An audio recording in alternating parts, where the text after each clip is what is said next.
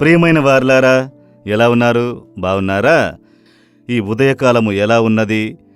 ప్రతిదినము దేవుని కృప అనుదినము మనకు తోడుగా ఉన్నారు, చక్కగా నడిపిస్తున్నారు. దేవునికి స్తోత్రములు. కనుక ఎందుకు కలత చెందాలి? మీరెప్పుడు ఏడుస్తూ ఉన్నారు, ప్రతి కార్యమునకు కన్నీరు కారుస్తూ ఉన్నారు, అంతే కదా? చాలా కార్యములకు ఏడుస్తున్నారు. కుటుంబంలో ఉన్న సమస్య, వారు మారాలి, వీరు మారాలి, వాని లైఫ్ సరిలేదు, ఇంటిలో నెమ్మది లేదు, ఉద్యోగంలో ఈ సమస్య, సేవలో ఎంతో ఇబ్బంది, కన్నీరు వస్తుంది అని అనుకుంటున్నారా? నా కన్నీరే నాకు ఆహారమైంది, నా జీవితం కన్నీరైపోయిందని అనుకుంటున్నారా? యేసు మీకు ఒక మాట చెప్పుచున్నారు. ఏంటంటే యెషయా 30వ అధ్యాయం 19వ వచనములో, నీవిక నేమాత్రము కన్నీళ్లు విడువవు, ఇంతవరకు నీవేడ్చావు చాలు, నీవిక నేమాత్రం కన్నీళ్లు విడువవు అని అంటే అర్థమేమి అని అంటే, నీవు కన్నీరు కార్చే కార్యములో నీకు అద్భుతం చేయుదును, ఇక నీవు దాని గురించి ఏడుస్తూ ఉండనవసరం లేదు అని చెప్పుచున్నారు. నిజమా అని అనుకుంటున్నారా? వేద గ్రంథంలో 1 సమూయేలు 1వ అధ్యాయములో ఏడుస్తూ ఉన్న ఒక స్త్రీ గురించి వ్రాయబడి ఉన్నది. ఆమె పేరు హన్నా. ఆమె ఎందుకు ఏడుస్తున్నది? తినకుండా ఏడుస్తూ ఉంటుందట. ఎప్పుడు తినకుండా ఏడుస్తూ ఉంటుంది.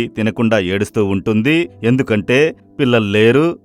పిల్లలు లేనందున నింద, అవమానము, కఠినమైన మాటల పోట్లు అవి ఆమెను గాయపరిచినందున తినుటకు మనసు లేదు, నిద్రపోలేదు, ఏడుస్తూ ఉంటుంది, ఎప్పుడు కన్నీరు కారుస్తూ ఉంటుంది. ఎందుకు నా జీవితం ఈ విధంగా ఉన్నది? నాకెందుకు ఈ నింద? నాకెందుకు ఈ అవమానము అని ఏడుస్తూ ఉంటుంది. భర్త దగ్గర ఏడుస్తుంది, ఒంటరిగా పడుకున్నప్పుడు ఏడుస్తుంది, నా పడక కన్నీటితో తడిసినట్టు తేలుతుందని ఒక భక్తుడు చెప్పినట్లు ఏడుస్తుంటుంది. ఒకరోజు ఒక తీర్మానం చేశారు. ఇలా నేను ఏడుస్తూ ఉన్నాను, నా జీవితం కన్నీరైపోయినదే, దీనికి ముగింపు ఏమిటని? ఎవరు ముగింపునివ్వగలరు? అప్పుడు ఆమె ఆలోచించారు.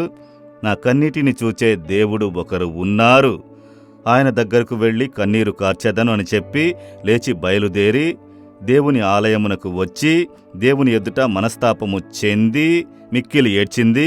తన కన్నీరంతటినీ చిందించి, నాకు పిల్లలు లేరని అందరూ నిందిస్తున్నారు, పరిహాసం చేస్తున్నారు, కేవలంగా మాట్లాడుచున్నారు, నాకు ఒకే ఒక బిడ్డనిచ్చి నిందను మార్చండి, దాన్ని మీకే ఇచ్చేదనని మొక్కుబడి చేసి ప్రార్థించింది.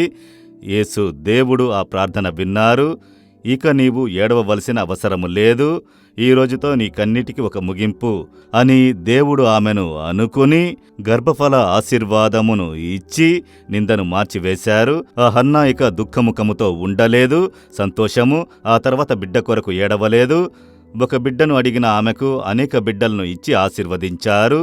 హన్నా, ఇక నీవు ఏడవవు. మిమ్మల్ని చూసి చెప్తున్నారు, నా కుమారుడ, కుమార్తె, ఇక నీవు ఏడవవలసిన అవసరం లేదు. నీవు ఎందుకొరకు కన్నీరు కార్చి ఏడుస్తున్నావో అందులో నీకు అద్భుతం చేసేదను అని దేవుడు చెబుతున్నారు. విశ్వసించెదరా?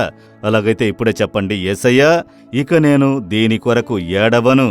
మీరు బాధ్యతను వహించారు, కన్నీటిని తుడుస్తున్నారు, కన్నీటిని మారుస్తున్నారు, నేను ఏడవకుండా ఉండుటకు అద్భుతం చేస్తున్నారు. ఈరోజు ఇప్పుడే ఒక అద్భుతము జరుగుచున్నది. ఈ దినం ఒక మార్పు కలుగుతుంది, నేను విశ్వసిస్తున్నాను.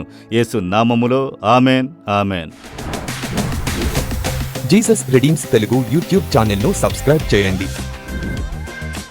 సబ్స్క్రైబ్ బటన్ను క్లిక్ చేయండి మరియు బెల్ బటన్ను నొక్కండి.